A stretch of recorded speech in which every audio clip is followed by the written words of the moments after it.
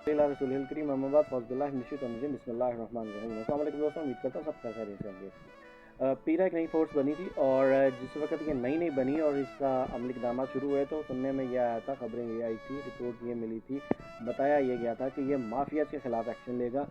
और दूसरी चीज़, ये जहाँ पे स्टॉक या ज़ख़ीरा अंदोज़ी होगी उसके ख़िलाफ़ ये एक्शन लिया जाएगा। अब रिज़ल्ट ये है, आज से इसको ऑर्डर ये दिया गया कि आज के दिन से ये पीरा ग्रुप या फोर्स सिर्फ़ और सिर्फ दुकानों के से बाहर चीज़ें पड़ी हुई सी एक्स्ट्रा उनको उठा के अंदर फेंकेगी, मतलब कि इंक्रोचमेंट का काम करेगी।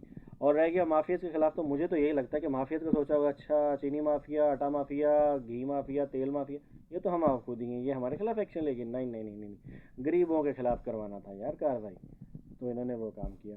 और सीसीडी के भी आप चेक कर लें, किसी तगड़े बंदे को, किसी बड़े क्रिमिनल को अगर इन्होंने हाथ भी लगाया है तो मुझे ज़रूर मेंशन कीजिएगा। इस वक्त सिर्फ़ और सिर्फ ये कि अवाम को डराना, उसके अंदर खौफ रब पैदा करना और उस चीज़ को मद्देनज़र रखने के लिए सारी कार्रवाइयाँ की जा रही हैं।